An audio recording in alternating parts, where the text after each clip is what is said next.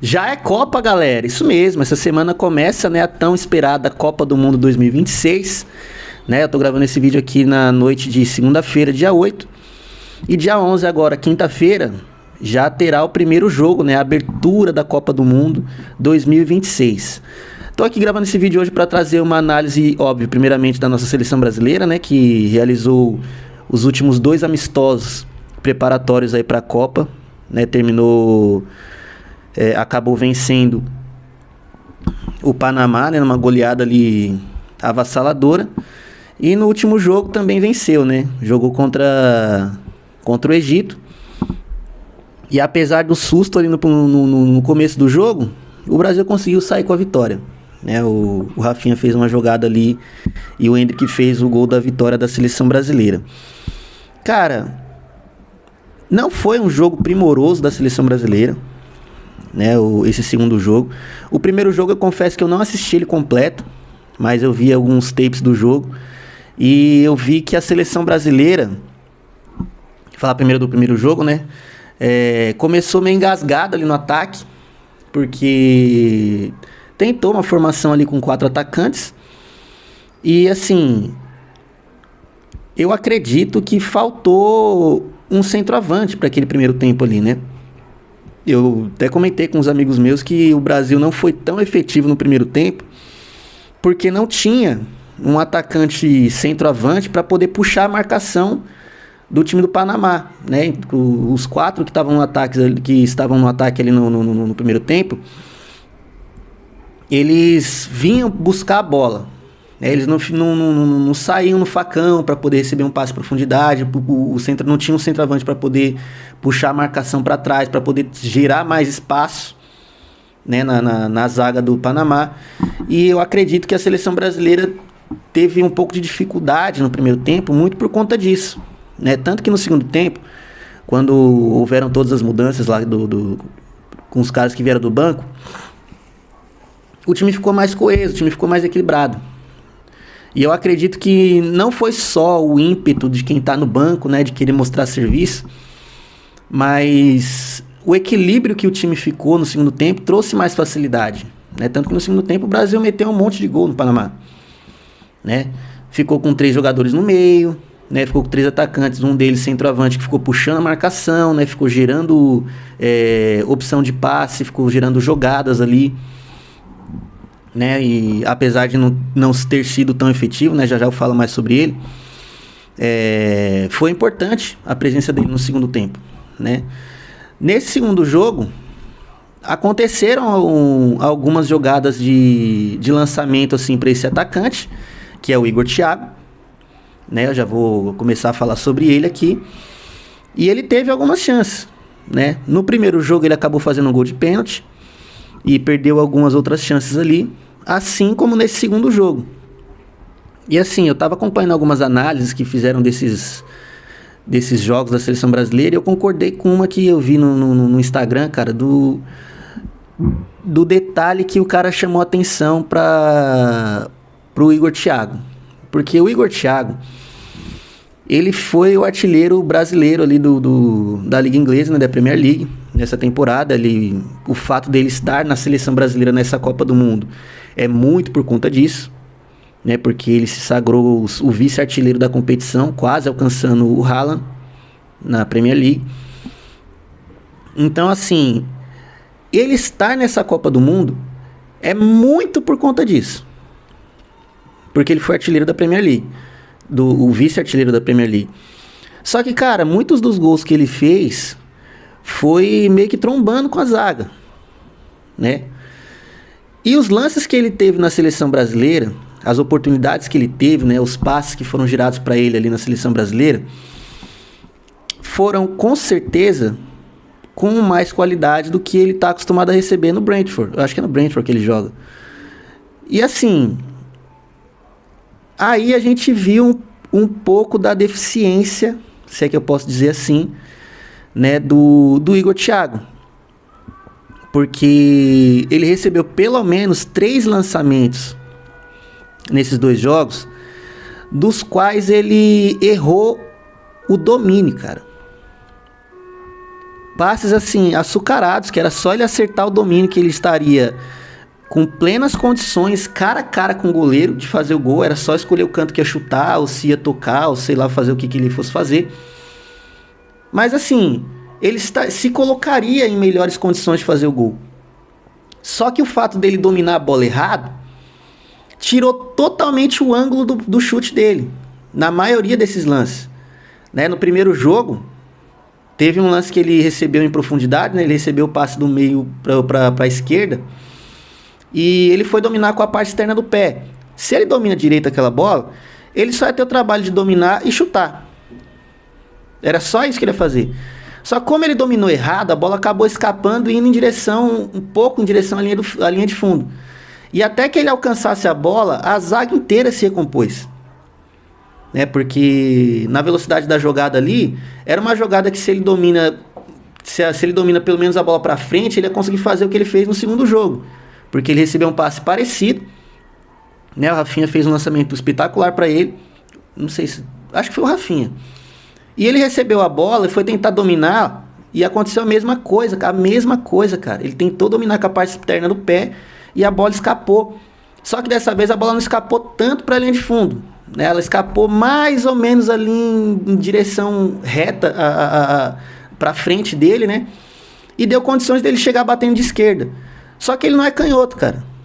Apesar dele ter finalizado bem a bola, né, no canto do goleiro, e o goleiro ter feito uma boa defesa, a gente sabe que não era o ideal, que ele não queria ter feito exatamente aquilo, né? Porque ele tinha plenas condições de dominar aquela bola e realizar uma finalização de direita.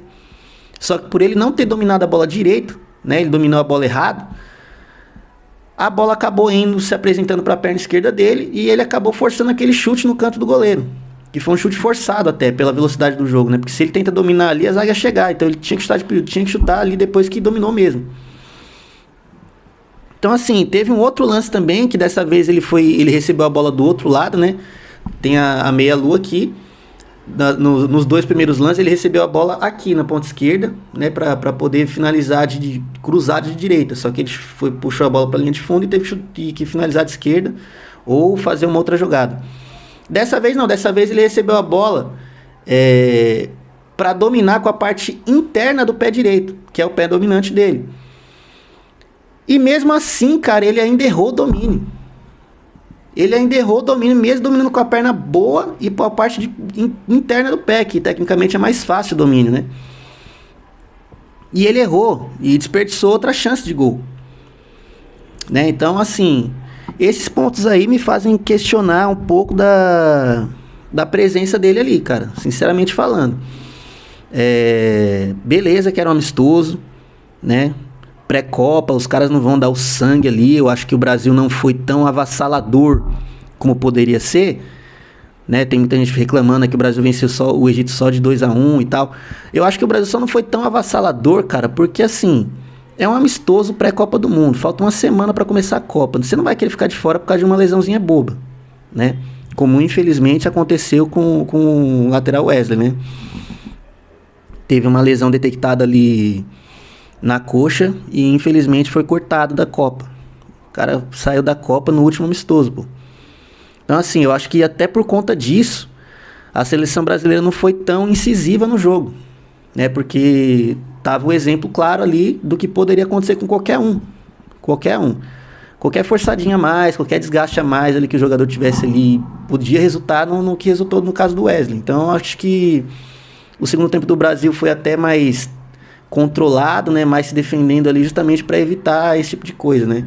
O Brasil não conseguiu armar nenhum contra-ataque também, isso é um fato. Mas com o time que estava em campo ali, eu acho que o cenário ideal seria o Brasil ficar com a bola. E o Brasil até tentou em algum momento, só que o ficar com a bola da seleção brasileira no segundo tempo foi mais tocar a bola para a zaga ali e dar bicão para frente, né? Mas assim, voltando a falar ali do Igor Thiago. Cara, me preocupa bastante isso, porque assim... a gente tem visto que ele tem sido a principal escolha do Ancelotti para ser o centroavantão do time, né?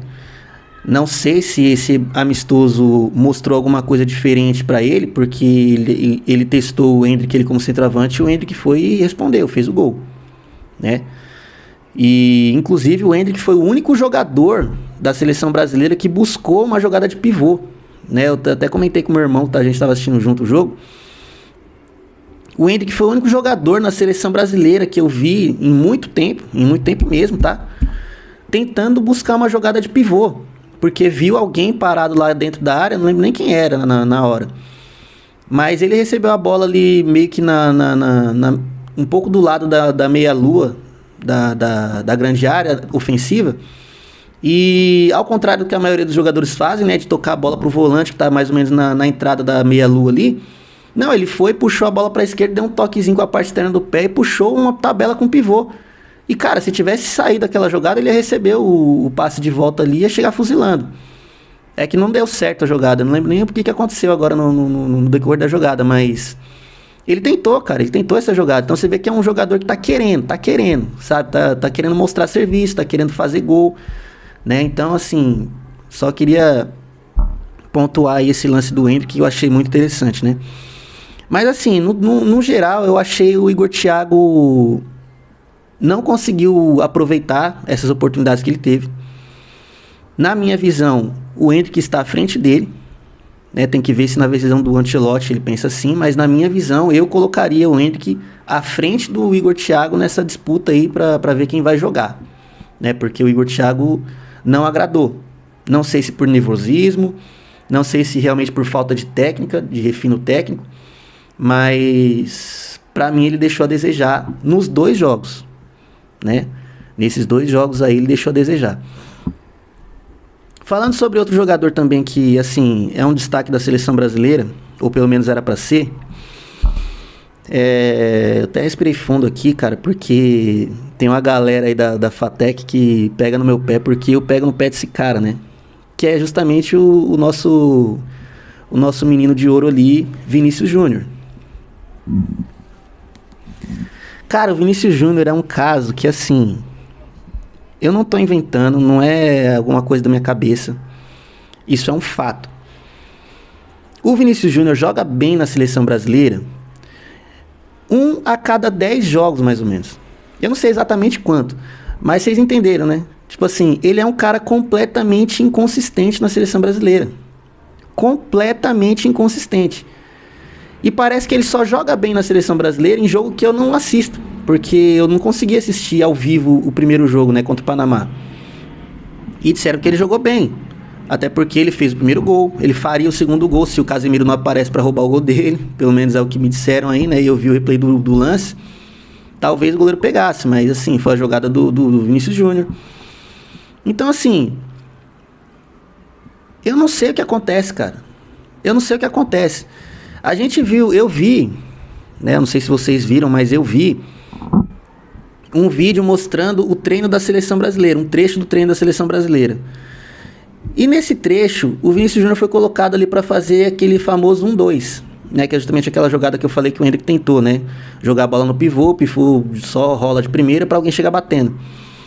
É claro que era um treino, tá? Já vamos pontuar aqui, é claro que é um treino, mas assim, na minha visão, você vai fazer no jogo aquilo que você faz no treino, né? E tipo assim, a gente acabou de ver uma cena rolando aí na internet do Casemiro levantando o Endrick. Então assim, o mínimo que a gente espera é que o Casemiro haja dessa forma na Copa contra os outros times. Porque muita gente fala que ele não fez isso em 2022, né? Contra o Modric. Ele poderia ter parado aquele ataque ali, não parou, não fez a falta e deu no que deu. Então vamos lá. Se no jogo você faz o que você fez no treino, e se a seleção estava treinando tão intensamente assim, cara, eu fico muito preocupado quando eu vejo que o Vinícius Júnior não consegue fazer o papel de um pivô ali no treino, sabe? E assim, treino é treino, treino é jogo? Treino é treino, jogo é jogo? Beleza, né? No jogo a gente vai fazer diferente? Não, cara. No jogo ele foi o mesmo ameba que ele foi no treino. O mesmo ameba que ele foi no treino. E aqui eu tô me segurando para não falar coisa pior, né? Porque assim, foi lamentável, assim como tem sido em muitos jogos do Vinícius Júnior na seleção brasileira, a atuação dele em campo. Pô, teve uma jogada no primeiro tempo ali que ele recebeu a bola da direita pro meio, ele tava no meio. Cara, se ele domina a bola ali e pensa no que ia fazer, seria muito melhor do que fazer o que ele fez. Ele tentou um passe de primeira que foi completamente desconexo com a jogada. Foi totalmente desproporcional a jogada. Tinham 2 companheiros dele passando no facão. O passe não foi pra nenhum dos 2. Foi assim, bizonho aquilo, porque ele tava completamente sozinho. Era só ele acertar o passe ou dominar a bola e chutar, né? Porque qualquer centroavante mesmo faria isso, dominaria a bola e chutaria. Mas ele não é centroavante, né? Ele é um jogador que atua na ponta. O que ele tava fazendo no meio ali? Consequência da jogada, imagino eu, né? Ou algum treino que o Ancelotti tem na cabeça ali, tá colocando ele pra jogar ali naquela posição e tal. Mas o fato é que ele recebeu aquela bola completamente sozinho. Cara, você sendo um jogador profissional, você não consegue ter a noção que você tá sozinho ali, ou você não consegue acertar um passe de primeira num campo que é um tapete.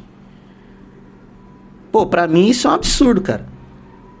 Pra mim isso é um absurdo. O cara que foi tido aí como o melhor jogador do mundo há 2 temporadas, não é possível que esse cara esqueceu de jogar bola. Não é possível que esse cara esqueceu como joga bola, pra não conseguir acertar um passe daquele. Assim, teve outras jogadas nesse jogo contra o Egito que foram erros bizarros dele. Eu não vou lembrar agora de cabeça pra falar detalhes das jogadas, mas assim, essa é uma que eu lembro com clareza. Meu, é inadmissível, cara. Ele era pra ser a estrela do time. Ele era pra ser a estrela do time. Ele tá ali como o principal jogador da seleção. Ele é o jogador mais famoso ali, tirando o Neymar, né? Porque o Neymar conseguiu ir pra Copa ainda, apesar de estar se recuperando de lesão, né? Inclusive saiu uma notícia aí que o Neymar teve uma boa recuperação, mas não é confirmado ainda que ele vai estar na estreia da Seleção Brasileira, né? Que ele vai jogar a estreia da Seleção Brasileira na Copa. Mas voltando aqui a falar do Vini. Cara, ele é o segundo jogador mais famoso ali do time. Ele é um jogador que tem, se não me engano, 2 Champions na bagagem. Ele é um dos principais, se não o principal jogador do Real Madrid. Não dá para um cara que tem esse status cometer os erros que ele comete na seleção brasileira, cara. Eu lembrei de um outro lance aqui agora, que ele tava na linha de fundo ali, beleza, que tinha um aglomerado de 4 jogadores ali contando com ele, né? Tinha ele, um outro jogador da seleção brasileira e 2 marcadores. Mas, cara, ele tava na linha de fundo, na ponta esquerda, né? Indo em direção à área. A bola meio que sobrou pra ele ali, ele tentou dar um elástico pra dentro, sendo que, tipo assim, ele não tinha espaço pra aquilo. Beleza, se ele acerta o elástico ali, a bola ia sair, mano. Qual que é a lógica do cara tentar uma jogada dessa? Qual que é a lógica de um profissional tentar uma jogada dessa? Então, assim, quando eu falo, não é porque eu tô pegando no pé. É porque, assim, eu tô só indignado com aquilo que eu tô vendo. Pô, não existe, cara. Não existe, mano. Então, assim, esses são os 2 principais pontos que me preocupam, né? Sendo bem sincero aqui, eu acho que o segundo tempo da seleção brasileira, o começo dele, pelo menos, foi melhor do que o primeiro tempo. E eu cravo aqui, um dos motivos disso acontecer foi a saída do Vinícius Júnior, que ele não jogou o segundo tempo, né? Então, assim, eu acho que a seleção brasileira rende melhor sem o Vinícius Júnior. Se eu sou o treinador da seleção brasileira, eu não começo com o Vinícius Júnior na Copa. Mas, assim, é óbvio que isso não vai acontecer, né? Porque ele é a estrela da seleção. O Ancelotti já trabalhou com ele há alguns anos ali no Real Madrid, e o Ancelotti não vai abrir mão dele, né? Muita gente tem o Vinícius Júnior como um dos poucos intocáveis ali da seleção, né? Eu acredito que quem mais tem esse status, acho que o Marquinhos, apesar do erro dele nesse último jogo, ele pra mim é um intocável ali. Eu acho que ele, Vinícius Júnior, Bruno Guimarães e Casemiro, e o Gabriel Magalhães também, né? Vamos lá. Eu acho que esses 5 são os intocáveis ali da seleção. Nem o Rafinha eu coloco como intocável, né? Até porque o Rafinha também vem deixado a desejar nos últimos jogos, né? Apesar que nesse jogo ele até jogou razoavelmente bem. Não foi aquele Rafinha que tem sido no Real Madrid ou no Barcelona, mas ele jogou até relativamente bem, tanto que ele deu passe ali pro segundo gol, né? Pro gol do Endrick. Mas eu acho que o Rafinha ainda tá devendo bastante também nesse ciclo do Ancelotti, né? Esperamos que na Copa eles correspondam, né? Então, fica esses apontamentos, né? No mais, eu acho que Casemiro é outro jogador que tá devendo bastante. Eu não posso deixar de falar dele, porque ele encaixou legal ali no meio campo da seleção brasileira, ok. Mas eu não consigo deixar de lembrar, cara, que o meio campo da seleção já estava bem definido com Bruno Guimarães e Gerson, né? Para mim, ao meu ver, esse meio campo já vinha dando certo e por alguma razão o Gerson simplesmente foi esquecido, né? Não foi nem chamado acredito eu que ele nem estava na pré-lista. Eu não cheguei a ver a pré-lista oficial aí dos 55. Eu fiz um vídeo aí falando dela, só que aparentemente tinha alguns nomes ali errados na lista que eu peguei. Era um vazamento, não era a lista oficial. Então, assim, eu mais uma vez apontando, né, que eu acho um absurdo o Gerson não ter ido. Mas, enfim, né. Voltando, falando já sobre meio-campistas, eu comentei que o Wesley foi cortado, né, uma notícia ruim aí da seleção brasileira, porque ele, ao meu ver, seria uma boa opção ofensiva ali pelo lado direito, até para ajudar o Rafinha, ou seja lá quem for que estivesse naquela ponta ali. Eu acho que a ultrapassagem do Wesley na linha de fundo seria uma boa arma da seleção brasileira. Infelizmente a gente não vai ter mais isso, porque o Wesley se machucou e foi cortado. E assim, falando sobre esse corte, eu vi algumas pessoas falando que o Ancelotti aproveitou essa oportunidade para consertar um erro da convocação, né, que convocou apenas 5 meio-campistas. Eu, na minha lista, não sei se vocês lembram, eu tinha convocado 6, né? Na minha lista eu tinha colocado 6 meio-campistas, o Ancelotti colocou só 5. E pro lugar do Wesley, para minha surpresa e particularmente indignação, que eu fiquei abismado quando eu vi isso, ele convocou o Ederson. Ederson, jogador da Atalanta, que tem tudo para ir pro Manchester United nessa próxima... depois da Copa, né? Pra jogar a próxima temporada no United. Cara, assim, sendo bem sincero, eu não sei, porque eu falei de novo, eu não sei exatamente quais as opções que o Ancelotti tinha naquela lista dos 55. Não sei quem tá lá ao certo.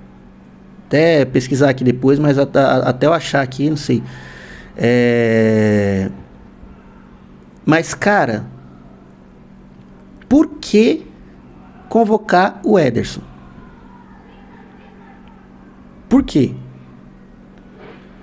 Essa é a pergunta que ficou na minha cabeça, porque eu olhei assim para essa convocação e eu simplesmente não entendi, cara. Não entendi. Porque assim, o Ederson, ele não mostrou nenhuma atuação boa pela seleção. Ele atua no Atalanta e apesar da mídia falar que ele tem jogado bem no Atalanta, eu não tenho visto, não acho que ele tenha demonstrado suficiente para se colocar na Copa do Mundo, cara. Não acho. E aqui eu vou comentar agora sobre alguns meio-campistas que poderiam estar ali e não estão, e alguns nomes podem até soar como engraçado. Algumas outras opções que poderiam estar ali, né? Eu ouvi até um vídeo do VSR falando sobre algumas opções. Ele comentou sobre o Rodinei, né? Algumas pessoas que acharam engraçado eu ter comentado sobre o Rodinei, foi comentado lá. Mas vamos lá, vamos falar aqui só de opções no meio campo. Uma que pra mim seria a mais óbvia, eu já até falei dele aqui, seria o Gerson, né? Pra mim o Gerson fez um bom ciclo com a seleção brasileira. Uma outra opção seria o Matheus Pereira do Cruzeiro, né, para ser um armador ali, coisa que o Brasil, pelo menos nesses primeiros jogos aí, o Rafinha até que atuou legal agora nesse segundo jogo como um armador, mas assim,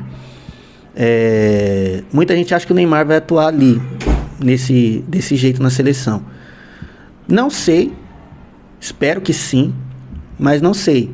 O outro jogador que atuou nessa posição foi o Paquetá, no primeiro jogo, e ele atuou até relativamente bem, né, fazendo aquilo que eu comentei no outro vídeo, que era o único jogador que fazia lançamento para frente, né? Acho que o Neymar vai ser o outro jogador que vai fazer isso.